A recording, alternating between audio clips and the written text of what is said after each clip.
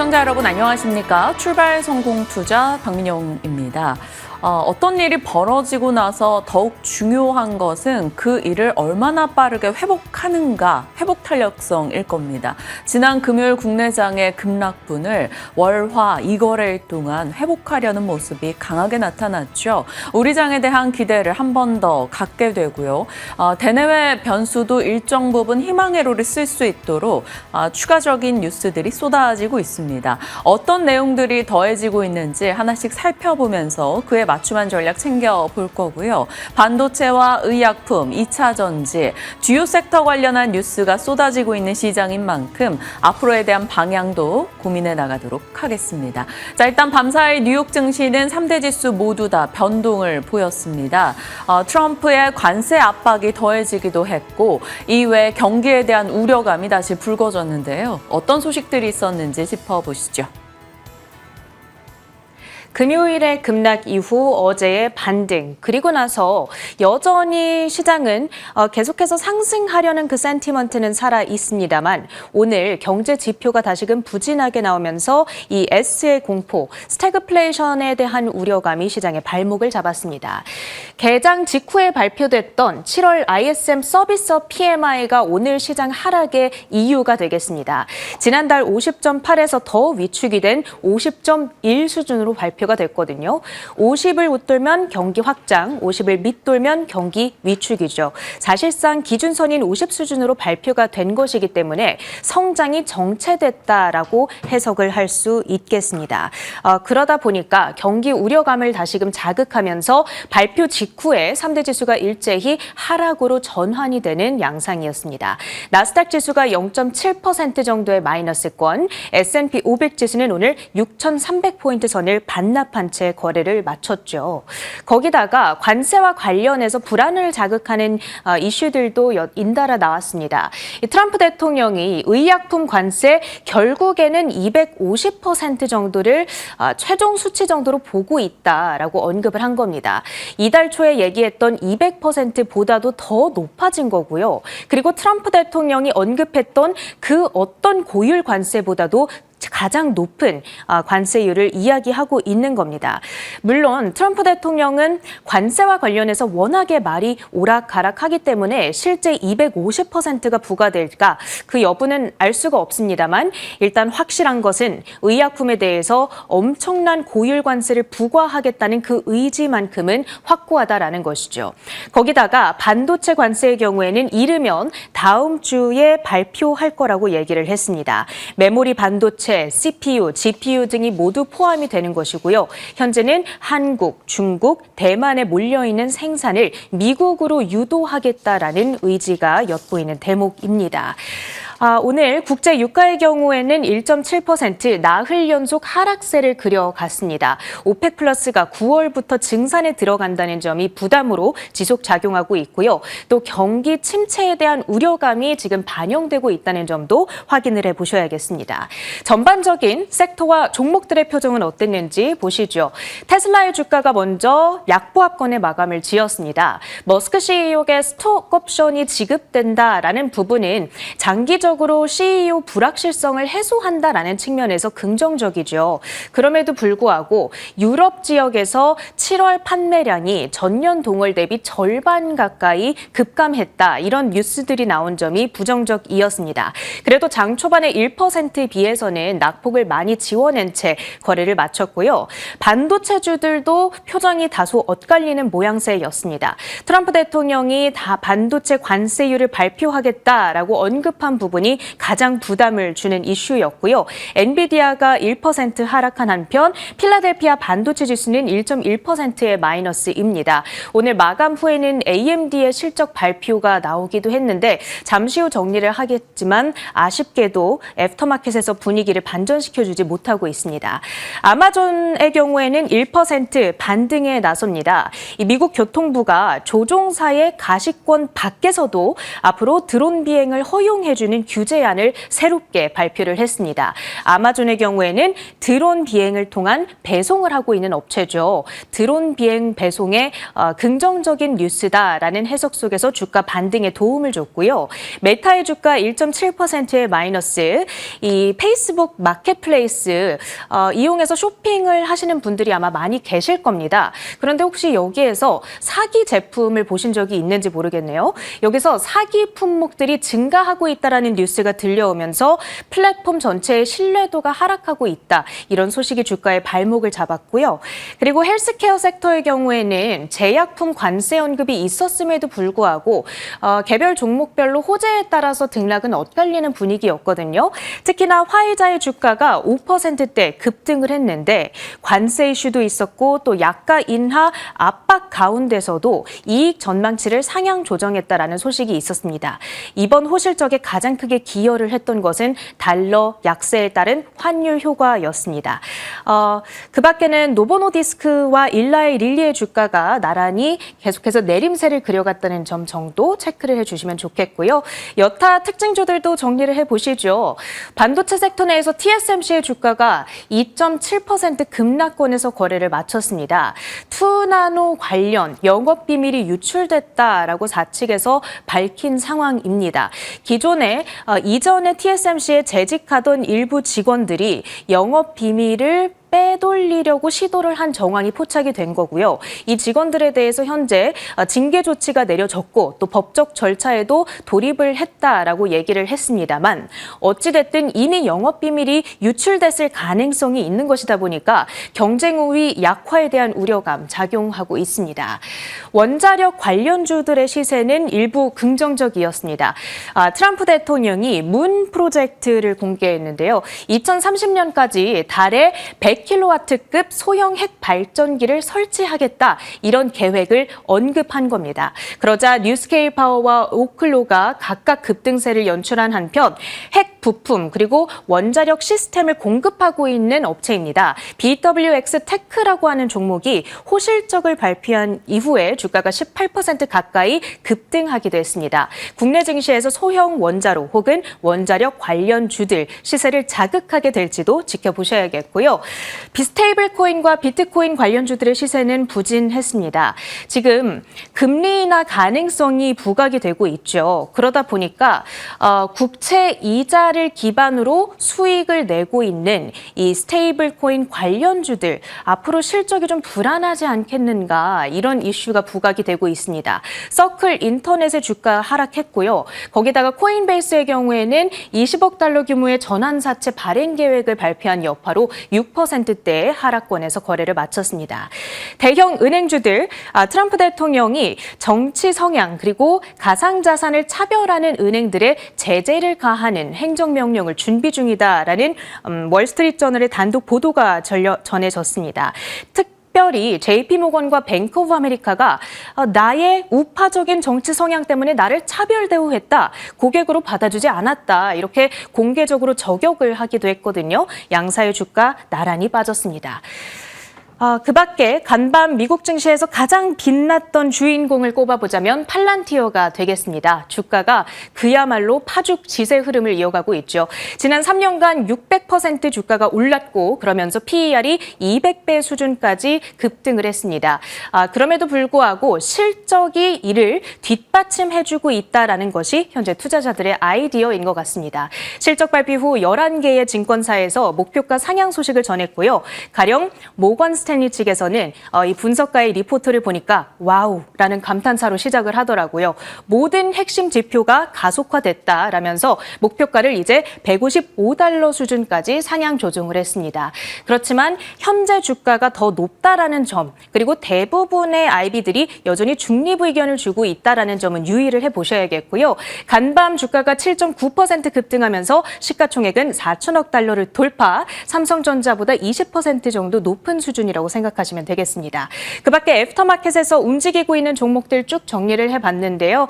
반도체 기업 가운데 AMD, 사실 AMD의 실적에 대한 기대감이 상당히 많이 몰려 있었는데 다소 아쉬운 수준으로 발표가 됐습니다.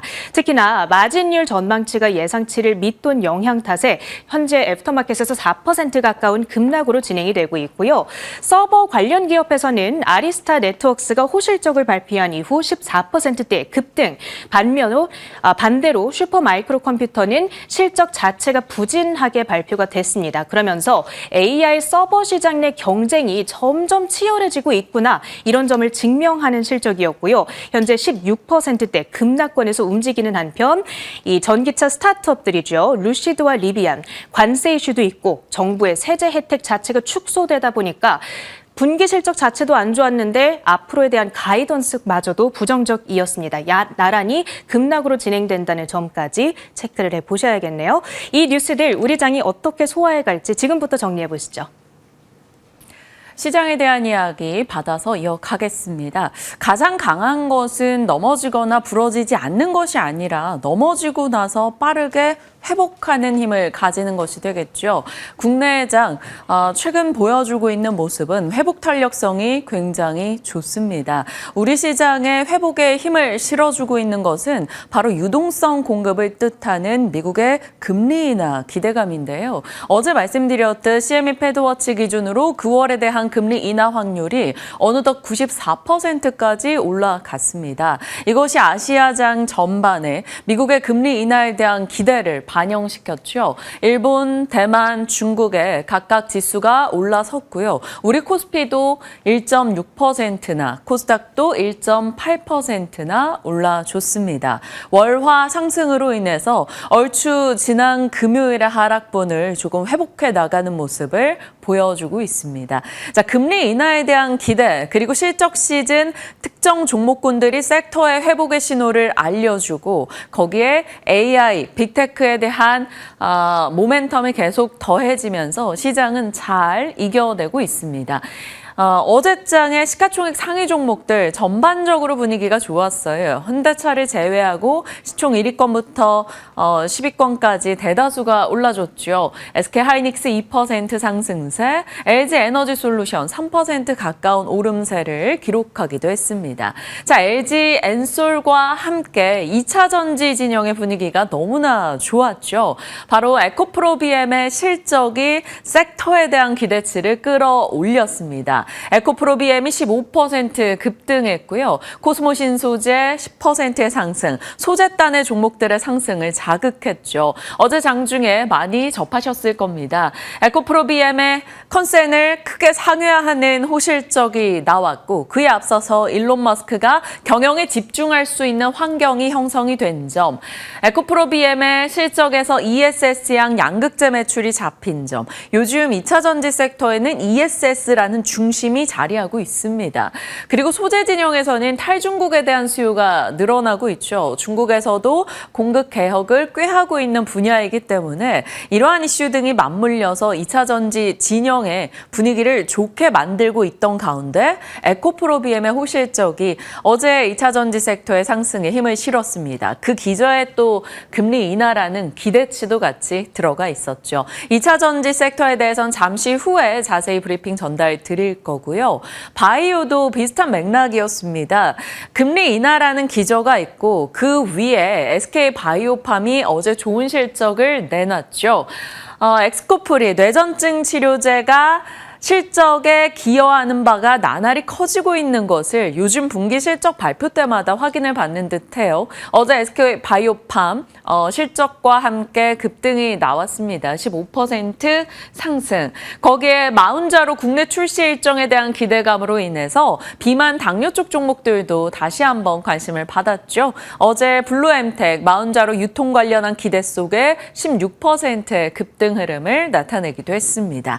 어제 사실 코스피 내에서 24개 업종 중에 22개가 올라갔고 상승 종목 수가 훨씬 더 많았던 정말 좋은 흐름이 나와서 두루두루 섹터가 다 오르기도 했습니다. 그 가운데 유독 강했던 게 2차 전지, 바이오 등이 되겠고요.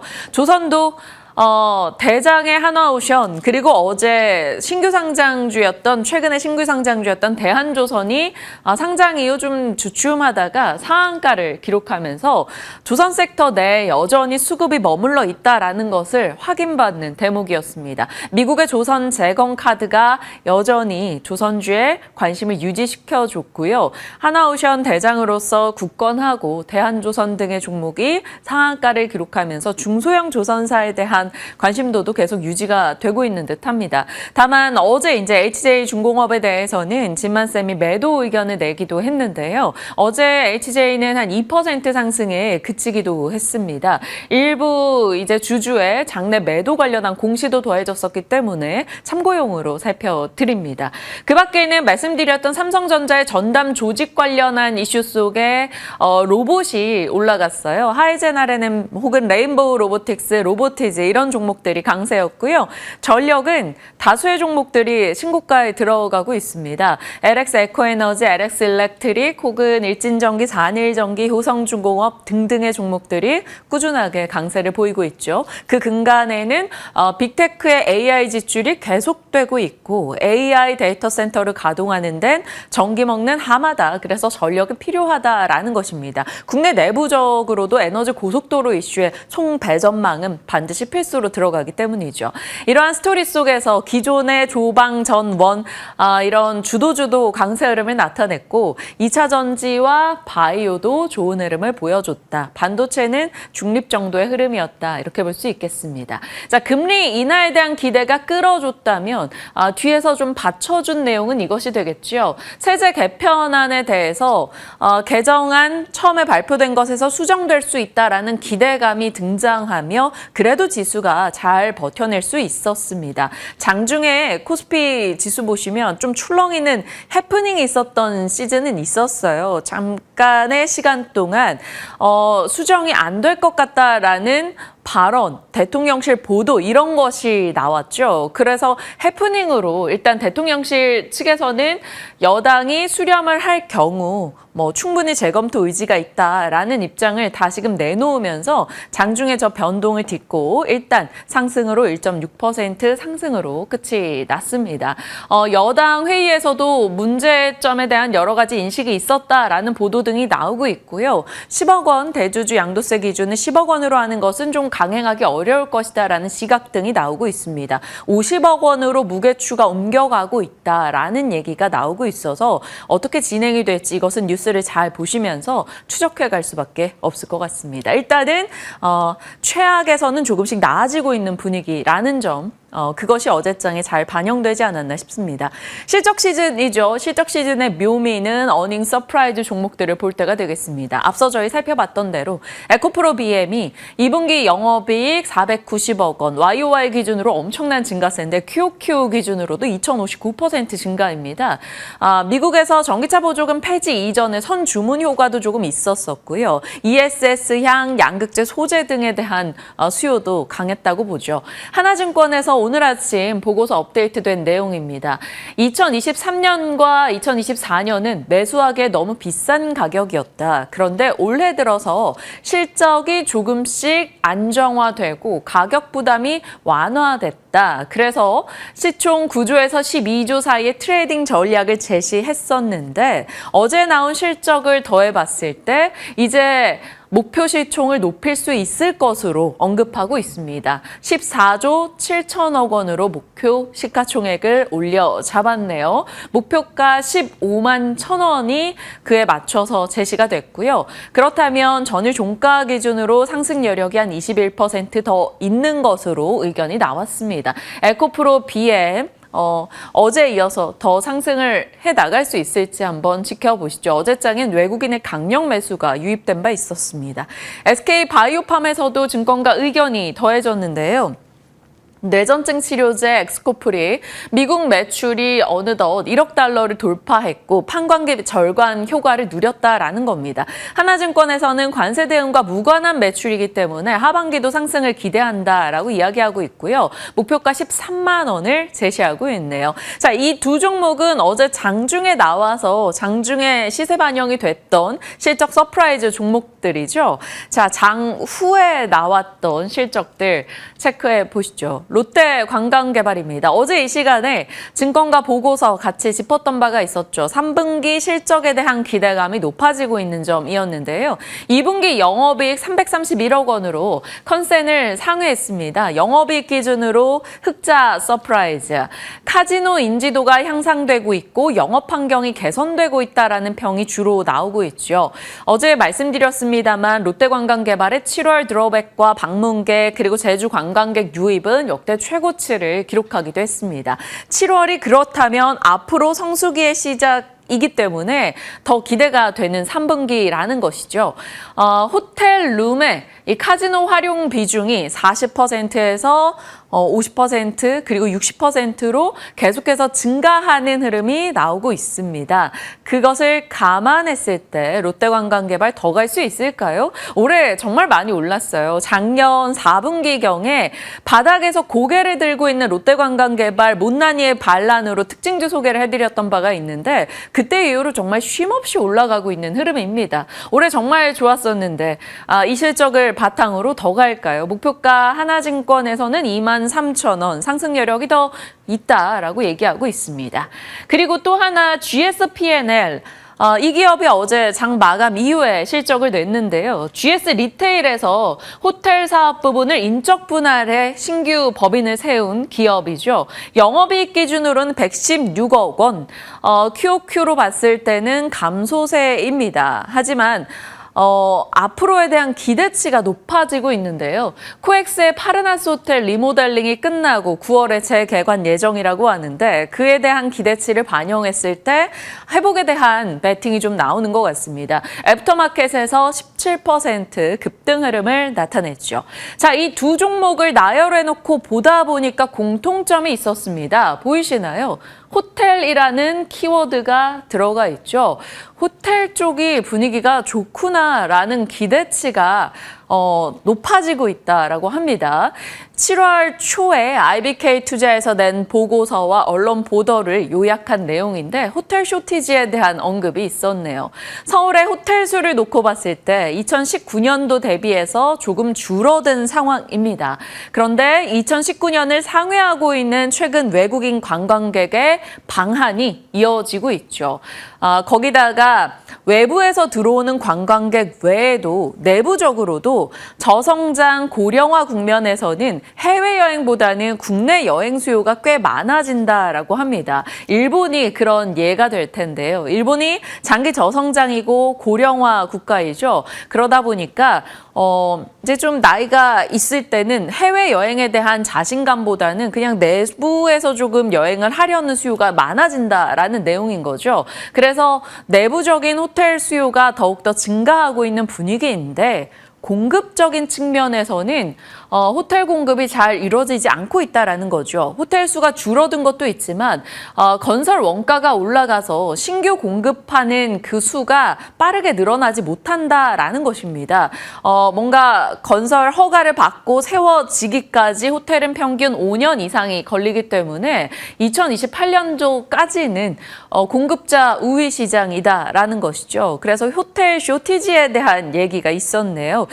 이 부분에 대해서는 IBK 투자에서 이제 연초부터 계속해서 조금씩 커버를 하던 내용이었었고요. 여기다가 우리가 관광객 증가라는 키워드를 떠올려 봤을 때 하반기에 아직 나오지 않은 이벤트가 하나 있습니다. 중국인 단체 관광객 무비자 입국 허용 7월이 될 것으로 예상을 했었는데 7월은 이미 지나갔죠. 8, 9월 안에 나올 거다. 또 이렇게 바뀌고 있는데요. 이야기가 어떻게 진행되는가 하나의 열리지 않은 기대감으로 자리하고 있고요. 관광객 미용 성형 부가가치세 환급 제도가 종료될 수 있다라는 이슈 속에 글로벌 텍스프리가 세제 개편안 나오고 나서 시간을 급락했었던 얘기 전달 드린 바 있었는데요. 이런 혜택이 종료되기 이전에 한국에 더 빨리 들어와서 많은 시술을 받고 가려는 수요가 있지 않겠느냐, 뭐 이런 시각까지 같이 나옵니다. 그런 측면에서 호텔 쪽도 한번 더 관심을 가질 수 있을지 궁금해지네요. 올해 많이 오르긴 했습니다. 롯데관광개발은 앞서 말씀드린 대로 올해 140% 상승이었고요. 파라다이스, GSPNL, 호텔신라, 서부TND 등이 올해 많이 올랐죠. 이렇게 보니까 호텔신라가 제일 안 오른 것 같아서 호텔신라 중심으로 접근을 해야 될지 아니면 잘 가는 종목으로 대응을 해봐야 될지 궁금해지네요. 오늘 시간 허락한다면 이에 대한 전략도 같이 챙겨보도록 하겠습니다. 자, 실적에서 뽑아낸 다른 아이디어로 호텔 쇼티지 한번 짚어봤고요. 미국으로 가보시죠. 미국은 앞서 체린 앵커 짚어주셨지만 3대 지수 모두 다 내렸습니다. 하루는 금리 인하 기대, 하루는 경기 침체 우려, 이것이 왔다 갔다 하면서 시장의 변동을 좀 자아내고 있네요. 오늘은 침체에 대한 우려로 3대 지수가 밀렸다. 이 하락에 대한 이유가 달린 겁니다. 처음에는 사실 금리 인하에 대한 기대감 등으로 인해서 그리고 팔란티어의 호실적 효과로 인해서 오르면서 시작을 했었다가요. 트럼프 대통령이 반도체 의약품 관세가 일주일 이내에 곧 나올 것이다 라고 얘기하며 관세에 대한 압박이 더해지기도 했고 ISM 서비스업 지수가 성장이 둔화되고 있다라는 이슈가 전달되면서 뉴욕장이 빠르게 상승폭을 반납하고 하락 전환하는 흐름이 나타났습니다. ISM 서비스업 지수, 미국의 GDP 3분의 1을 차지하는 게 서비스업 쪽이기 때문에 이 데이터가 둔화된다라는 것은 서비스업마저도 관세 충격에 여파에서 자유롭지 않다라는 것으로 받아들여지고 있는 것 같습니다. 그러면서 일단은 침체 우려감이 등장했고요. 3대 지수 모두 내렸다. 이렇게 정리가 되겠습니다. 거기다 큰 영향이 있었던 건 아닌데 요즘 들어 뉴욕 인근에서 자꾸 지진 이슈가 있어서 이 부분도 금융시장에 약간의 불안감을 조성하고 있다. 이런 평가가 나오고 있네요. 섹터별로 봤을 때도 반도체, 2차 전지 등의 종목들 큰 힘을 내지는 못했습니다. 장중에요. 그리고 전력 쪽도 빠졌는데요. 이튼이 실적 내놓고 충격으로 인해서 하락하면서 전력망 기업들을 같이 좀 끌고 내려가는 흐름이 있었습니다. 다만 원전 쪽은 상승세를 나타냈죠.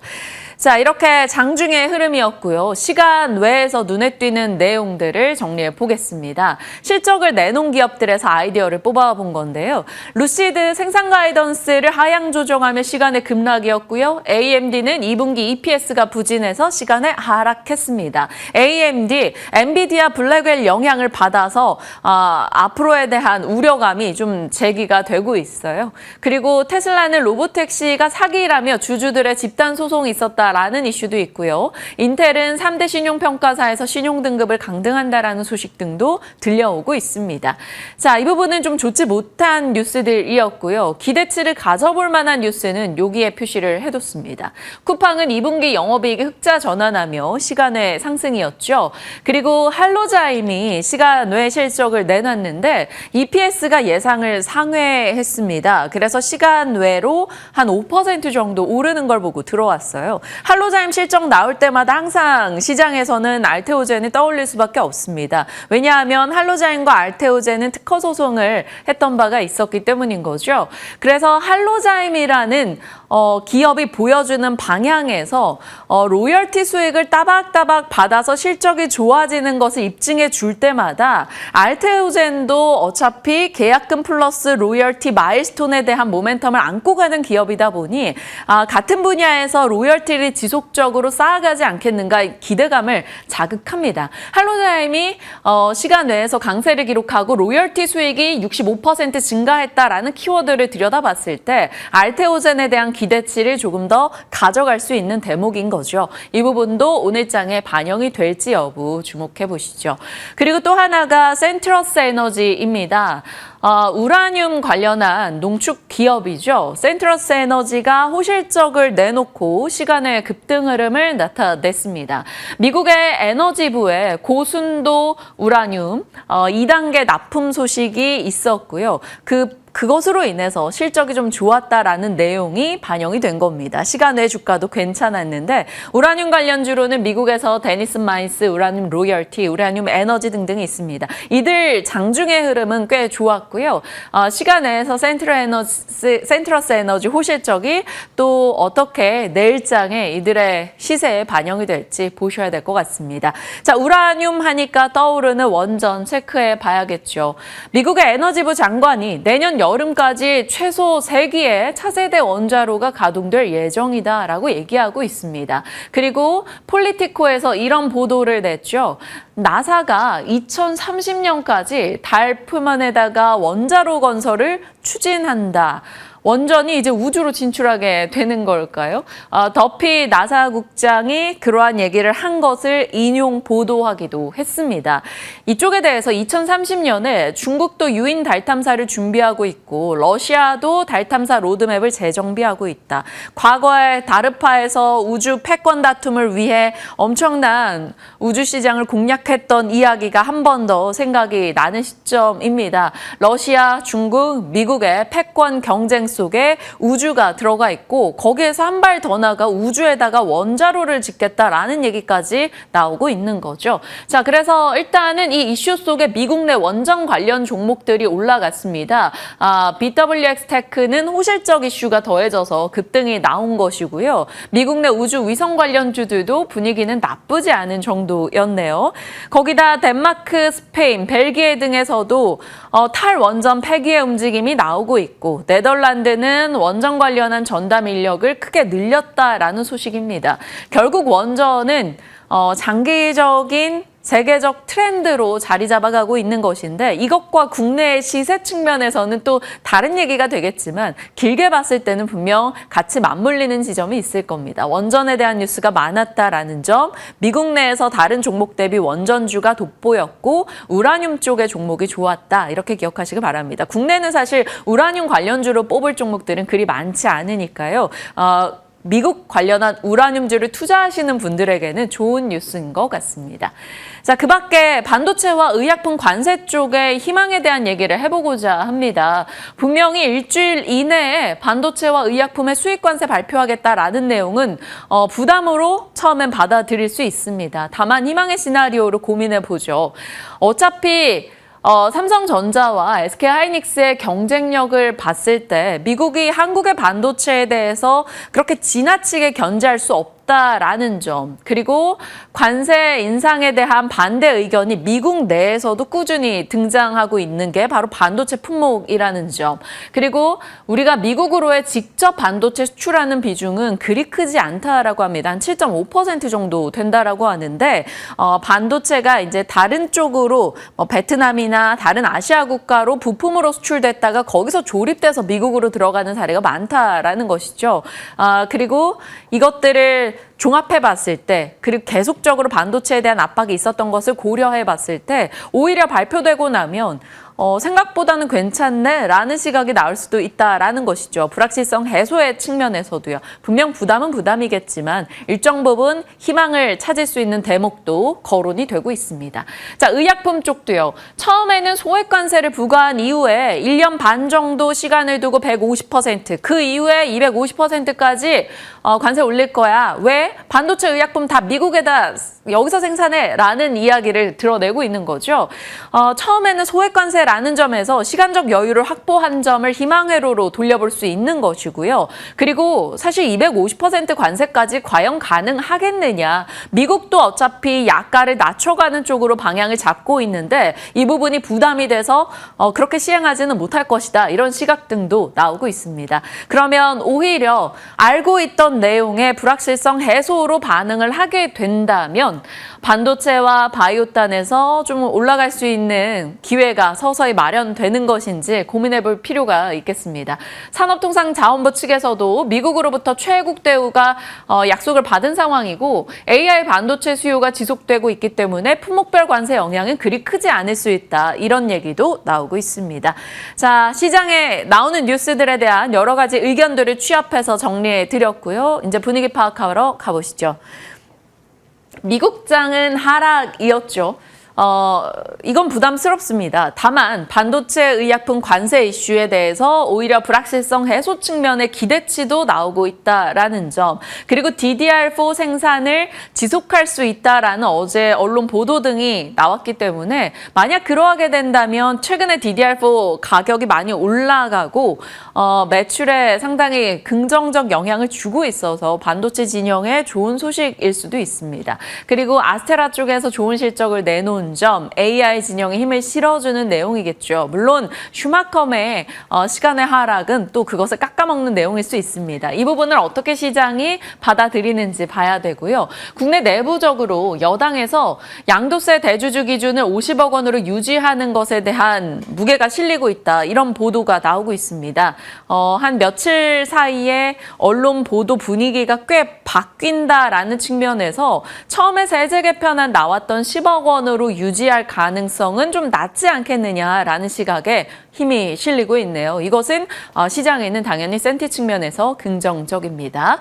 이슈로 가본다면 시간 외 특징주들 실적 확인이 중요하겠죠. 루시드나 AMD는 하락했으나 센트러스 에너지의 상승, 나사 우주의 원전 건설하겠다 등의 원전을 자극할 수 있는 내용이 나왔고요. 할로자임의 EPS 실적 체크하시면서 알테오젠이 로열티 기대감을 반영시키는가를 한번 보시길 바랍니다. 그 밖에는 특징 뉴스로 HK 이노엔이 GLP-1 쪽 당뇨병 3상에 돌입했다. 이런 뉴스도 나오고 있으니까요. 참고해 보시길 바랍니다. 오늘의 일정 보겠습니다. 어제도 우리가 에코프로 BM과 SK바이오팜의 실적에서 확인했다시피 실적이 주는 분위기가 굉장히 중요할 것 같은 요즘입니다. 오늘 하이브와 SM, 엔터 쪽의 실적이 나올 예정이고요. 어제 에코프로 BM의 실적을 받아서 에코프로 그룹주들 실적 나올 겁니다. 그리고 APR요. APR과 달바글로벌, 실리콘트, 유럽향 수출 3대장이죠. 이들의 실적이 이번 주에 예정이 되어 있다라는 점에서 꼭 이 화장품 쪽의 분위기를 어떻게 잡아가는가에 중요한 잣대가 될 겁니다. 실적 체크 꼭 해보시고요. 밤에는 이제 노보노디스크 실적이 우리에게는 비만 당뇨 쪽 종목들과 함께 볼 중요한 내용이 나오겠죠. 자, 내일은 LIG 넥스원, 그리고 화장품의 생산단에서 또 펌텍코리아 체크해 주셔야 되고요. 해외에서 일라이릴리, 산도즈 실적이 나올 겁니다. 일라이릴리는 비만 당뇨 쪽에, 산도즈는 알테오젠의 SC제형 개발 계획 언급이 있는지 보셔야 될 것 같아요. 그리고 금요일은 말씀드린 대로 TSMC의 7월 매출 가장 중요하고 달바글로벌, 파마리서치, 한국콜마 등의 뷰티단의 실적 꼭 확인해 주시길 바랍니다. 물론 저희가 정리해서 전달 드리긴 할 겁니다. 자, 섹터 뉴스 이어가겠습니다. 요즘 미나 앵커가 뷰티 얘기하면 뷰티 가고요. ESS 얘기하면 ESS가 갑니다. 그래서 오늘 어떤 쪽 잡아주실지 궁금한데요. 네, 오늘은 많은 개인 투자자분들의 가장 간절한 염원이 담겨있는 섹터가 되지 않을까 싶습니다. 2차 전지인데요. 사실 제가 2차 전지에 대해서는 여러 번 브리핑해드린 바 있는데 그 어느 때보다도 더 밝은 표정으로 오늘은 브리핑을 진행해 볼 수 있을 것 같습니다. 전일 그 시가총액이 무거운 2차 전지 대표 종목들이 다 같이 날아올랐죠. 특히나 에코프로 BM의 주가 보시면 15%대의 강세를 기록하면서 정말 오랜만에 이러한 급등세를 연출해줬습니다.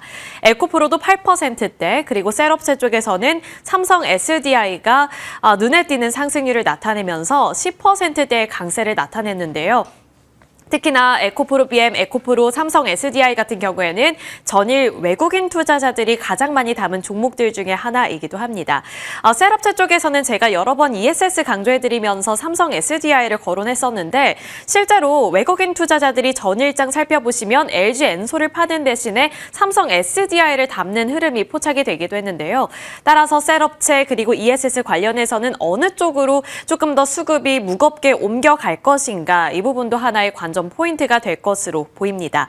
그 외로 보시면 포스코 퓨처엠이라든지 LNF 같은 소재단에서도 강력한 움직임이 포착이 됐고 ETF의 분위기도 상당히 좋았습니다. 코덱스 2차 전지 산업 레버리지 상품도 10%대의 급등세를 연출해 줬었고 타이거 2차 전지 소재 쪽도 7%대의 강세를 나타내면서 이제는 단기 반등이 아닌 추세 전환일까, 나에게 마지막 기회가 온 것일까 궁금해지는 시점이죠.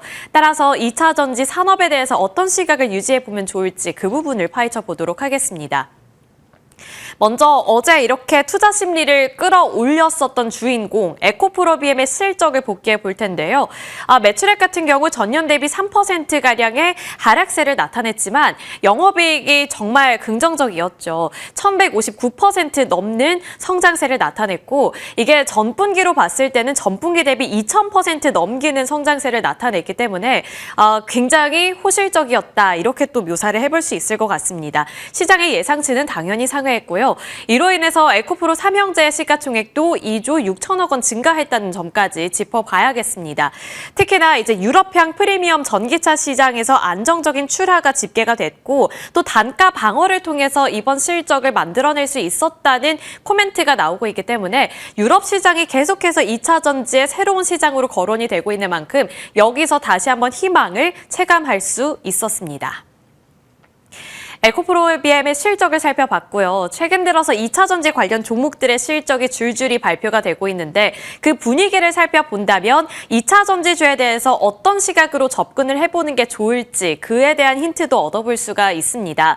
먼저 LG 엔솔 같은 경우에 매출액은 전년 대비 9.7% 하락했지만 영업이익 같은 경우에는 152%의 또 폭발적인 성장세가 집계가 됐고요.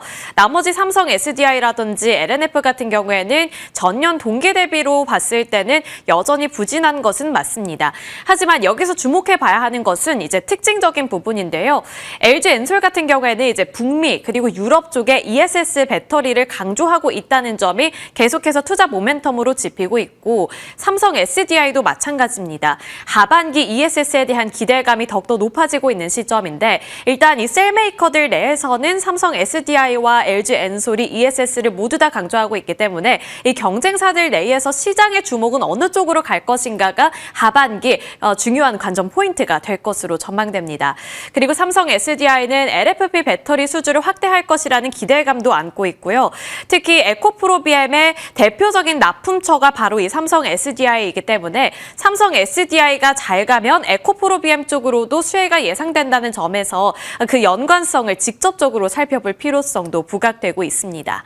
그리고 LNF를 살펴보시면 일단 실적 자체 전년 동기 대비의 관점으로 봤을 때는 여전히 부진하다고 말씀을 드렸는데요. 다만 분기별로 시각을 바꿔본다면 회복세는 지속되고 있다는 점을 확인해 볼 수 있습니다. 출하량도 3분기 연속 증가세를 나타냈고요. 전분기 대비 55%의 증가세를 이번에도 나타냈기 때문에 꾸준히 성장하고 있고 회복해 나가고 있구나. 이 부분에 좀 시각을 맞춰보시면 좋을 것 같습니다. 또 3분기를 기준으로 해서 LFP 양극재와 ESS를 기준으로 턴어라운드가 전망된다는 긍정적인 시각도 나오고 있는 만큼 하반기에 대한 기대감을 걸어봐야 한다라는 시각이 계속해서 나오고 있는데요. 따라서 여기서 우리가 질문을 던져봐야 하는 부분은 예전에 조방원처럼 실적이 아직 현실화되지 않았더라도 기대감으로 정말 주가가 폭등했던 그러한 섹터들만큼 그만큼의 기대감이 이쪽 2차 전지 산업으로도 들어오고 있는 것인가 이 부분을 면밀하게 체크해 봐야겠습니다. 2차 전지 분위기를 전반적으로 살펴봤고요. 이제 이렇게 2차 전지 투자 심리를 어떻게 보면 아이코닉하게 끌어올렸던 주인공이 에코프로비엠이라고 말씀을 드렸는데 이 금쪽이었던 에코프로비엠의 전망은 어떻게 나오고 있는지 그리고 어떠한 관점으로 바라보면 좋을지 에코프로비엠을 다루는 방법, 증권사별로 어떻게 정리를 했는지 그 부분도 체크해 보겠습니다. 먼저 삼성증권과 하나증권에서는 모두 다 목표가를 상향했고요. 특히나 하나증권에서 가장 많이 또 상향을 했네요. 15만 원까지 목표 주가를 상향했습니다. 먼저 하나증권을 살펴볼 텐데 영업이익률 하락은 불가피하지만 하반기 동안 흑자 유지가 전망된다는 점을 긍정적으로 봤고요. 삼성 SDI ESS 제품 수요 증가 및 SK온의 북미 신차 출시 효과가 반영이 되면서 에코프로비엠 쪽으로도 긍정적인 효과가 전망된다라는 점을 제시했습니다. 양극재 출하와 전분기 대비 증가세 이 부분이 긍정적인 모멘텀으로 짚히고 있는데 결국에는 ESS용 양극재에서 이번에 유의미한 성과를 확인해 볼 수 있었기 때문에 삼성 SDI 그리고 SK온 같은 쪽에서 ESS를 더 많이 출하하거나 아니면은 북미에서 신차를 출시하거나 했을 때 에코프로비엠의 실적에도 그것이 반영될 것이라는 것이 핵심적인 내용이었습니다. 삼성증권도 마찬가지였는데요.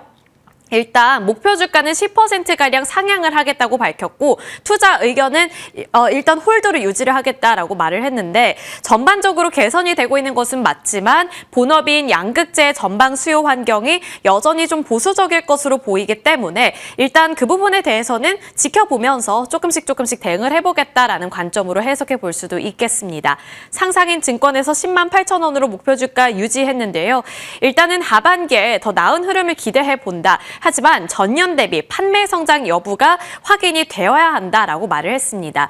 이번에 실적이 좋았고 그로 인해서 주가가 움직였던 만큼 앞으로 조금 더 확인이 되어야 시장에서 안심하고 조금 더 수급을 내어주지 않을까 이러한 점을 짚고 있었던 만큼 이러한 관점 잘 챙겨보셔야겠고요. 그리고 지금 공통적으로 계속 나오고 있는 키워드는 유럽입니다. 견조한 유럽의 전기차 시장은 긍정적이라고 꾸준히 나오고 있고 이번에도 짚히고 있는 만큼 에코프로 BM 그리고 그 연관되어 있는 납품처들이 유럽 시장에서 어느 정도의 성과를 내는지가 또 하나의 중요한 포인트가 되겠습니다. 이제는 조금 더 시각을 넓혀서 2차 전지 산업에 대한 시각을 살펴볼 텐데요. 결국에는 산업에 대한 센티가 회복이 되어야만 그 안에 있는 대표적인 종목들이 움직일 수 있기 때문입니다. NH투자증권에서는 9월까지 2차 전지 관련 종목들의 단기 반등을 예상했는데 다만 상승 탄력이 점차 둔화될 수 있으니 그 부분은 예의주시해보자라는 관점을 제시했는데요. 우선 ESS와 관련해서 최근에 키워드가 계속해서 언급이 되고 있는 만큼 시장의 중심에 있는 것은 맞습니다. 이제 여기서 관건은 캐파 수요보다 ESS를 얼마나 생산해낼 수 있는지 그 생산 능력이 실적의 주요 변수가 될 것이라고 기준을 마련해줬고요. 중국에서 이제 공급 개혁과 관련해서 구체적인 방안을 9월쯤에 발표할 것으로 보이는데 9월 달에 그 부분을 확인해 볼 필요성도 부각이 되고 있다고 봤습니다. 또 리튬 가격이 선제적으로 반등해 나가는 흐름을 나타내고 있다는 점 역시나 긍정적인 포인트로 짚어냈는데요. 어쨌든 반등에 대한 기대감 유효한 가운데 연말까지는 이제 바닥을 확인할 것으로 전망을 한다라는 어떻게 보면 좀 긍정적인 시각을 제시해줬습니다. 삼성증권에서도 자동차 섹터에 대해서 비중 확대 의견을 줬는데 그 중심에는 전기차가 또 자리를 잡고 있었는데요. 하반기 더 뜨거워질 유럽 전기차 시장을 들면서 독일과 영국에서 전기차 육성 정책을 시작했기 때문에 우리나라도 유럽에서의 점유율을 확보하게 된다면 조금 더 긍정적인 효과가 예상이 된다는 점까지 짚어줬습니다. 하나증권도 마찬가지로 유럽의 점유율 확보가 중요하다고 말을 했고요. 따라서 2차 전지 투자 심리가 이제 점차 살아나는 것 같고 유럽 시장의 새로운 매출처로 꼽히고 있는 만큼 그에 따른 성과들을 잘 살펴봐야겠고요. 이게 추세적인 전환일지 저희와 함께 살펴보면서 그에 맞는 전략도 세워보시길 바라겠습니다.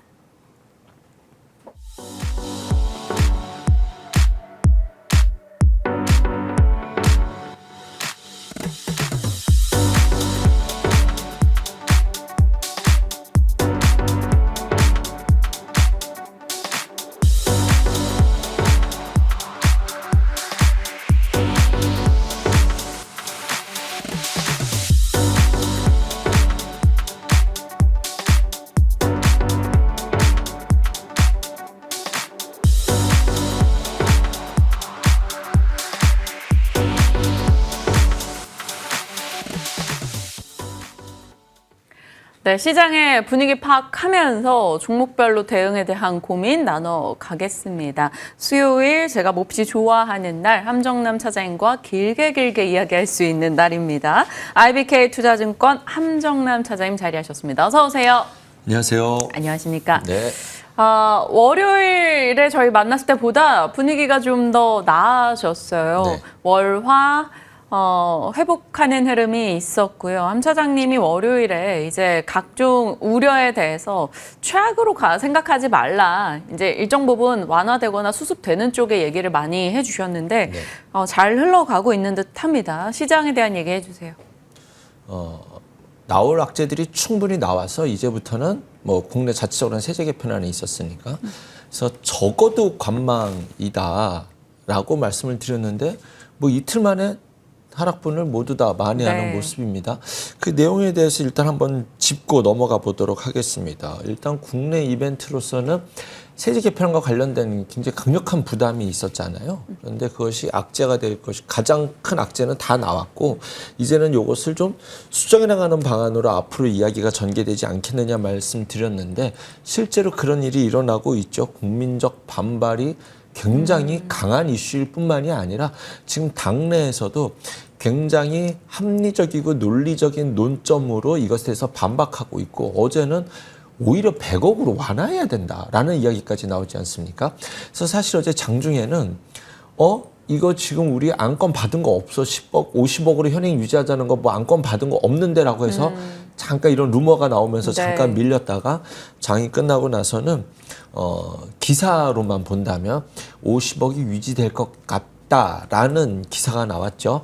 하지만 제 마음은 아직 방심해선 안 된다라고 저는 생각하고 있습니다. 될 때까지 되는 게 아니라 제가 가장 최악으로 생각하는 게 11월 말이나 12월 중순쯤에 그래 알았어 50억으로 하자 이렇게 결정 내리면 진짜 그러면 또 올해 연말에는 죽도 밥도 안 되거든요.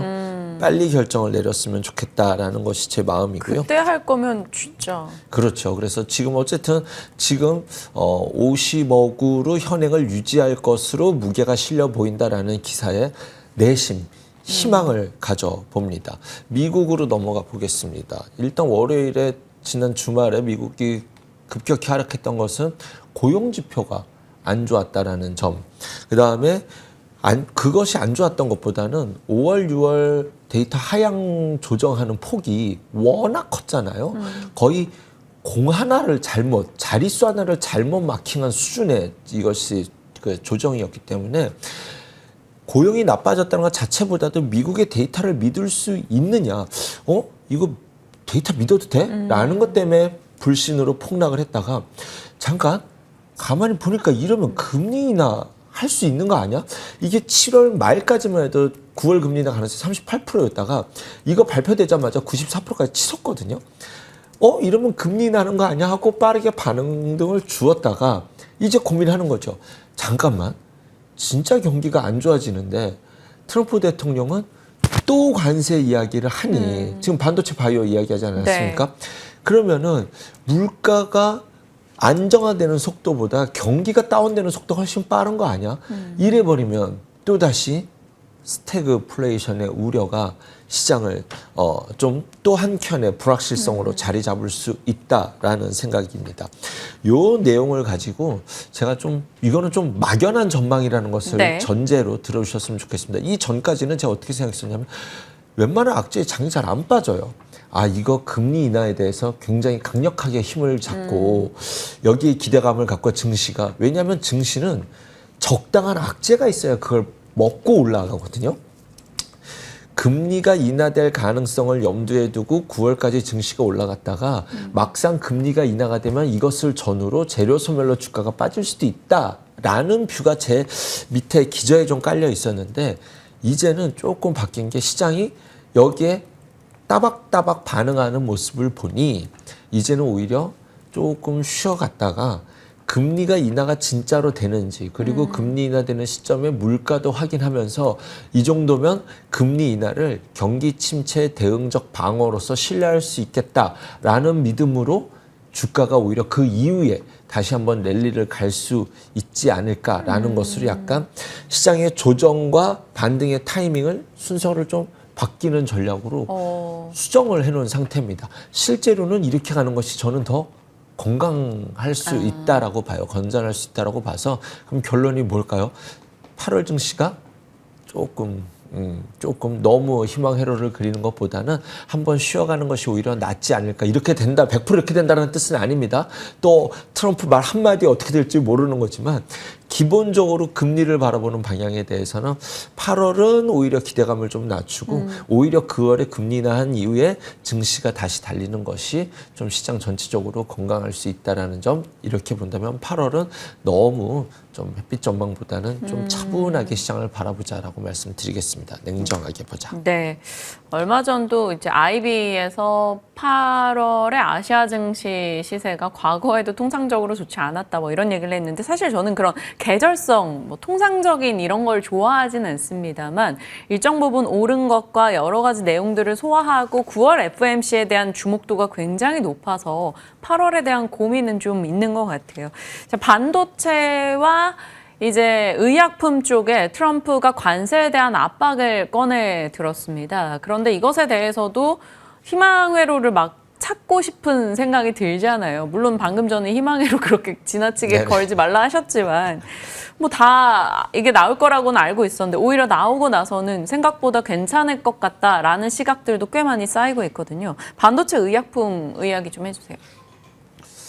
불편하죠. 어쨌든 관세를 매긴다 하더라도 사실 뭐 200% 얘기는 지난달에 나왔었던 네. 이야기인데 여기서 50% 올린 거거든요. 테슬라 파운드로 수시받고 이재용 회장님이 관세 협상 막바지 미국으로 넘어가셨거든요. 저는 이때 테슬라 확인하러 간 게 아닙니다. 이미 수주 끝났는데 뭘 확인하러 가요. 아마도 바이오로직스 미국 공장에 대한 내용과 무언가의 이것의 해법을 찾기 위한 뭐 이런 상황이 아니었을까라는 것은 제 뭐 망상 내지는 추측일 것 같습니다.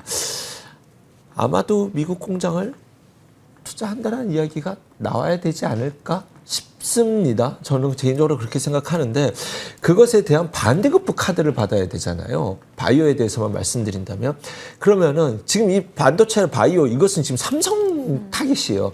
그러면 바이오로직스 미국 공장을 지을 때 우리가 받을 수 있는 카드가 뭐냐?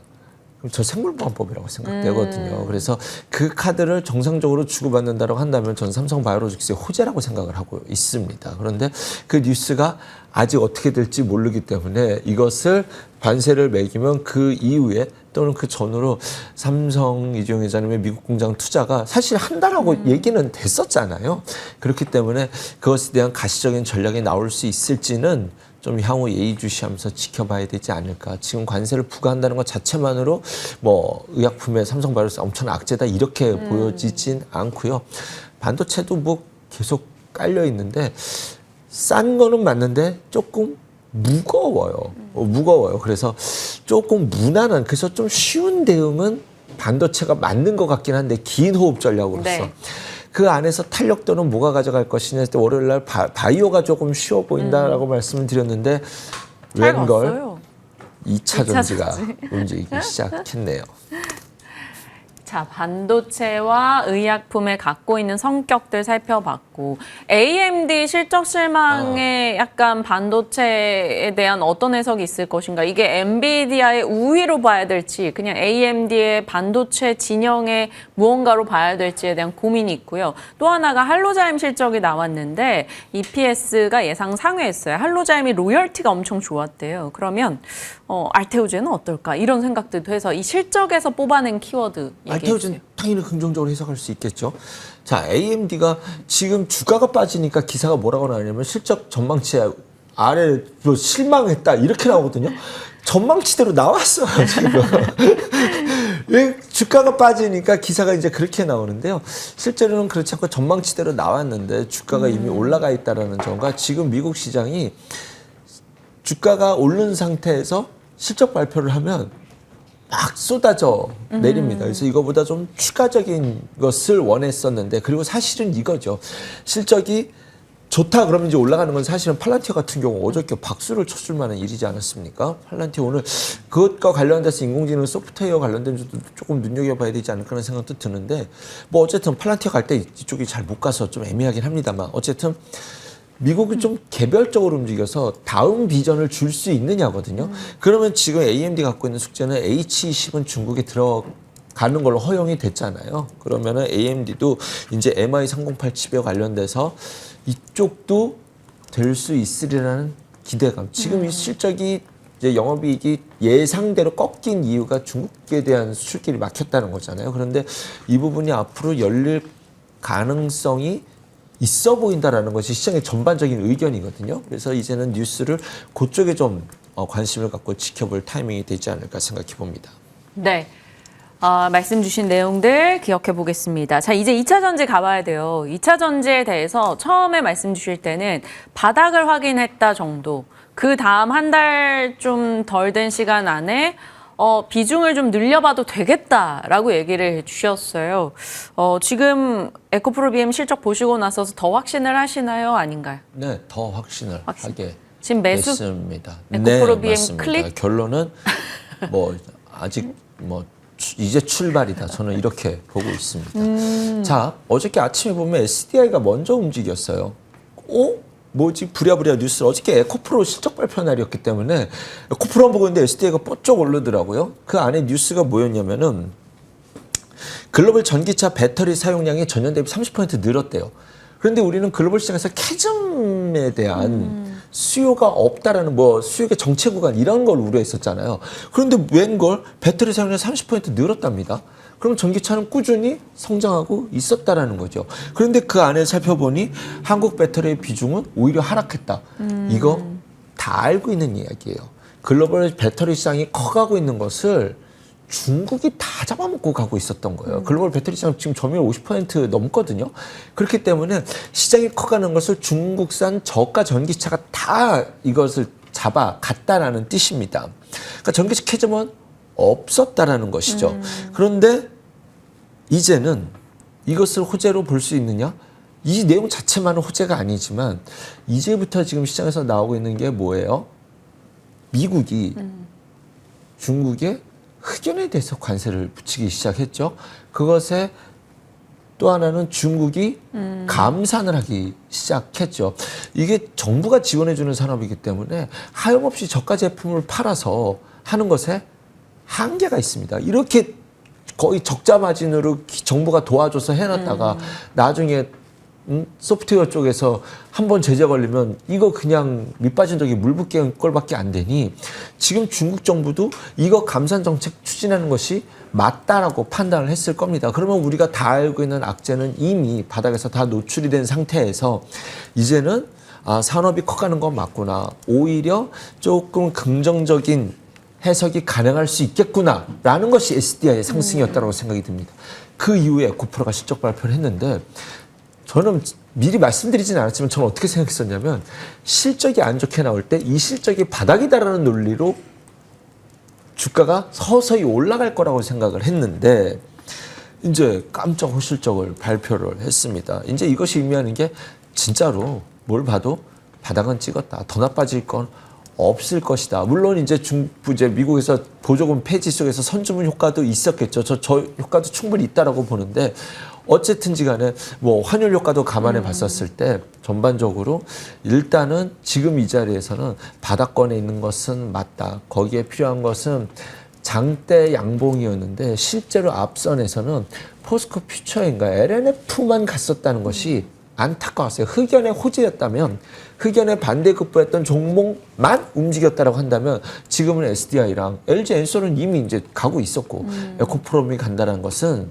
에코프로 3사 갔다는 것은 의미가 있다라고 생각이 듭니다. 그래서 지금 이 자리에서 앞으로 미국과 중국이 협상을 해나갈 때 협상해 나가는 과정 속에서 한국의 전기차가 조금 기대를 가져볼 수 있을 만한 기대감을 갖고 이 협상을 바라볼 수 있을 만한 상황 또한 맞다라고 생각이 들어서 이 시간이 많이 올랐는데 팔까요가 아니라 오히려 조금 조정을 준다면 기간 조정을 준다면 지금은 더 눈을 크게 뜨고 바라봐야 될 시그널의 등장이라고 생각합니다. 네.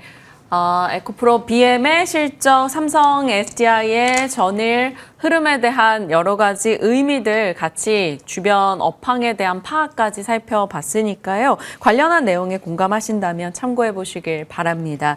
자, 많이 이슈화가 안 되고 있는 쪽 섹터 하나 볼게요. 테마라고 해야 될까요? 로봇입니다. 네. 조방원, 반바지 막 다 섹터별로 한 번씩 이슈가 되고 있는데 예. 로봇이 영 그러네요. 좀 조용한 느낌이에요. 안 좋다 이게 아니고요. 그래서 로봇 어떻게 보시는지. 로봇이 제 관심 종목 한 켠에 이렇게 쭉 있는데 이 정도면 아예 빠지든가 가든가 굉장히 오랜 동안 그냥 기간 조정을 주고 있는데 생각보다 오래 기간 조정을 주고 있습니다. 어떤 하나의 트리거랑 이런 것들이 필요하지 않을까라는 생각이 드는데 어쨌든 인공지능 소프트웨어와 로봇을 저는 좀 함께 보고 있는 상황 속에서 팔란티어 주가 대비 우리나라 소프트웨어라든가 로봇은 상당히 안타까운 건 사실입니다. 팔란티어가 로봇에게 트리거를 작용하기에는 조금 아쉽겠죠. 가구 후발주자로 갈 수 있다면 모르겠는데 뭐 어쨌든 어저께 좀 긍정적인 뉴스가 나왔습니다. 삼성에서 로봇 전담 부서 조직을 이제 신설을 하겠다라고 하면서 이것을 설립해서 이노엑스랩이라는 조직을 출범하겠다. 디지털 트윈 솔루션, 뭐 로지스틱스 AI, 피지컬 AI, 휴머노이드 로봇 이것을 집중해가지고 이 안에서 너희들끼리 충분히 상호 소통이 될 수 있도록 전폭적으로 밀어주겠다.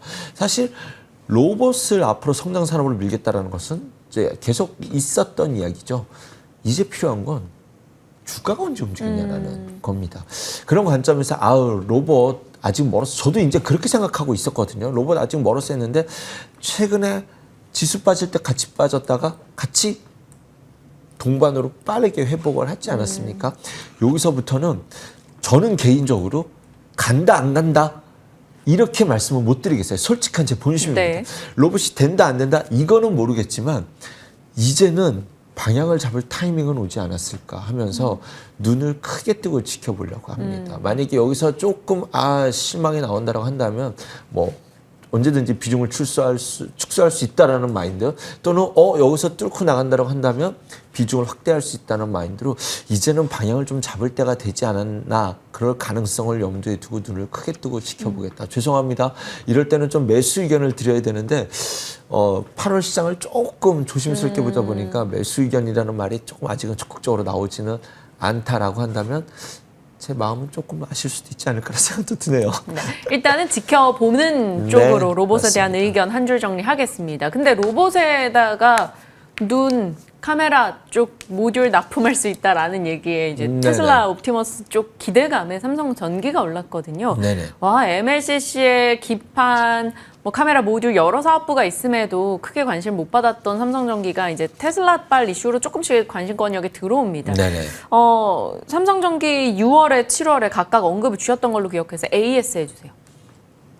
들고 가시면 되지 않을까라는 생각이 듭니다. 이제 어떻게 될지 모르겠지만 아주 하이엔드급이 아니라고 한다면 중국에다가 어느 정도 용인을 해준다라는 것이거든요. 이게 삼성전기에 굉장히 큰 호재가 될 수 있다라고 저는 생각을 해요. 그리고 이제 뭐 MLCC에 대해서 업황이 좋다라는 것은 10년 동안 삼성전기를 할 때 MLCC한테 저는 그것은 아니라고 봅니다. 그런데 지금 미국이 중국에 대해서 완전히 틀을 막는 것이 아니라 하이엔드급이 아니라고 한다면 그 밑단에서는 들어가도 돼라는 부분이 결국 삼성전기를 긍정적으로 볼 수 있는 거기에 이제 테슬라가 이제 이것까지 함께 긍정적으로 볼 수 있는 그러니까 중국향 길이 뚫린 것이 투심을 열어주었고 이것이 좀 촉매제가 됐다. 그런 관점에서 삼성전기 ING입니다. 네. 삼성전기 일단 보유 의견 주셨습니다. 이제 다음으로 가볼까요?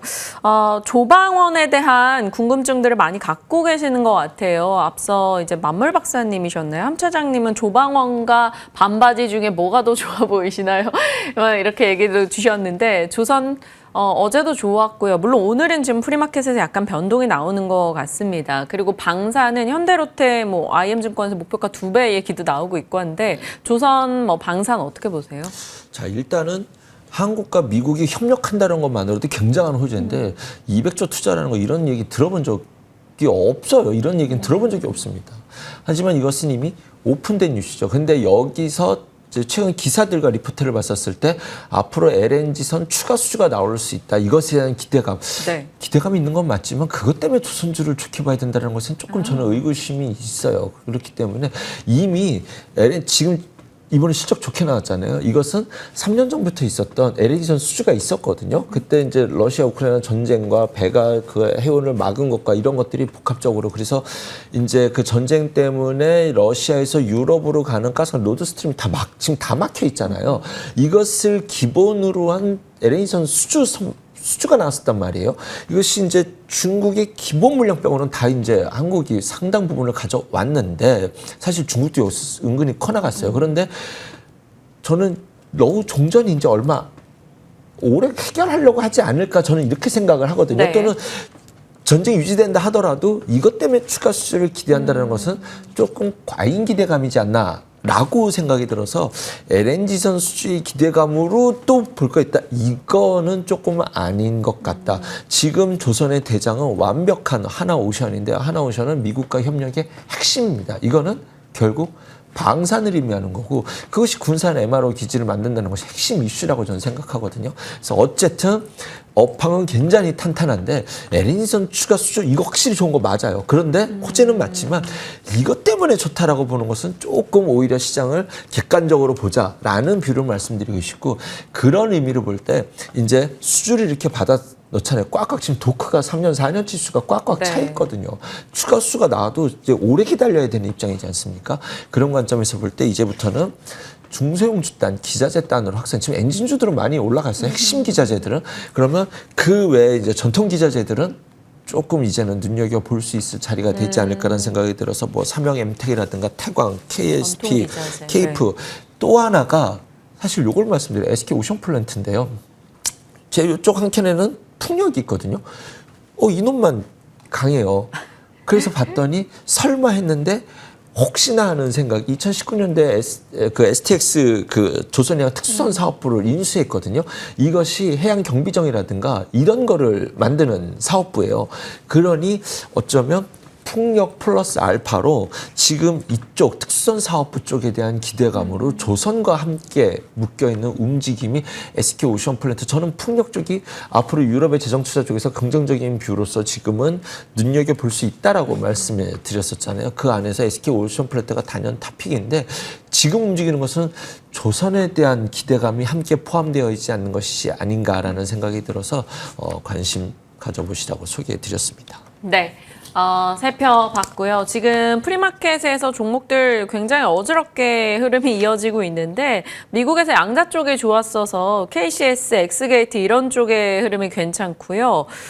서부 T&D, GSPNL도 흐름이 나쁘지 않습니다. GSPNL 어제 이제 실적 내놓고 애프터마켓에서 좀 좋은 흐름이 있었죠. 호텔 관련한 종목들이 일단 오름세를 보이고 있는데 호텔 쪽에 뭐 호텔신라나 뭐 롯데관광개발, 뭐 서부 T&D 저런 GSPNL 이런 쪽에는 관심 두고 계시나요? 아니면 패스? 네, 일단 패스하겠습니다. 패스. 네. 근데 호텔신라가 다른 종목 대비 못 갔거든요. 근데 네. 중국 이런 거 하면 아니에요. 지금 일단은 그런 논리로 갔었을 때 롯데관광개발이랑 롯데지수 올랐을 때 같이 올랐었어야 돼요. 그래서 그 부분에 대해서 지금 비싸다 나쁘다 이런 의견을 드리는 것은 아닙니다만 그때 갈 때 좀 갔었어야 되지 않나라는 생각이 들어서 상대적으로 무겁구나라는 정도로만 이제 좀 받아주셨으면 좋겠고 절대로 나쁘다는 의견을 말씀드리는 것은 아닙니다. 호텔신라를. 네. 알겠습니다. 어떤 톤인지는 아실 겁니다. 자, 이제 그러면 경협과 재건 쪽 가겠습니다. 월요일에도 경협 재건에 대한 얘기를 좀 해주셨는데 월요일 제가 특징으로 봤을 때 경협 재건주들이 올랐던 걸 기억하거든요. 네. 어떻게 할까요? 기계 건설기계 그날 많이 움직였었죠. TIM도 그렇고. 네, TIM도 그렇고. TIM 실적이 좋아서 그랬고 어저께 넥스틸도 현금 배당 많이 한다고 하면서 올랐었죠. 어쨌든 제가 이쪽을 다시 한번 AS 해드리는 이유는 8월 증시가 조금 무거워진다면 시장이 좀 테마화될 수 있다라는 것 그리고 중소형주가 좀 움직일 수 있다라는 점에 포커스를 맞췄을 때 결국 실제로 이제 남북 경협과 관련돼서는 코리아 패싱 이야기가 이제는 저는 이렇게 은밀하게 음지에서만 되는 줄 알았더니 다들 알고 계시더라고요. 코리아 패싱에 대해서. 제가 방송에서 말씀드리기가 조심스러웠는데 그 우려를 감안한다 하더라도 지금 뭐 한미 정상회담이 기대감을 갖고 있지 않습니까? 그리고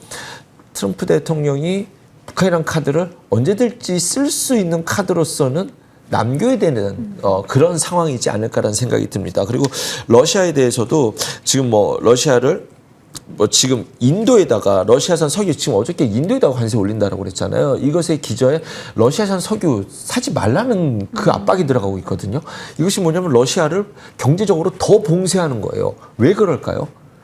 이거 협상 카드, 종전 협상 카드 받아들이라는 거거든요. 그래야 경제 제재를 해줄 거고 너도 살지 않겠냐. 그래서 트럼프가 다음에 하는 행보들이 러시아를 압박하고 있는데 이것은 러우 종전의 카드를 만들기 위한 그 행보이기 때문에 시장이 테마화된다. 한미 정상회담 남아 있다. 그다음에 이제 뭐 그 트럼프가 다음에 정치적 홍보에서 봤었을 때 러우 종전은 의미가 있는 행보가 될 수 있다라는 것을 전제로 시장이 전체적으로 좀 테마장이 될 수 있다라는 점 속에서 재건주들과 남북 경협주들은 여전히 눈여겨보시라고. 그러니까 지수가 대형주들이 막 갈 땐 이쪽이 좀 못 갈 거예요. 그런데 대형주들이 좀 주춤할 땐 이쪽이 좀 테마 쪽들이 움직일 수 있다는 점을 눈여겨보시라 말씀드리겠습니다. 네, 지수가 주춤할 때 이제 관심을 받는 테마단 딱 이제 월요일이 그랬던 것 같아요. 시장이 고민을 하고 지수보다 이제 테마가 훨씬 분위기가 좋았는데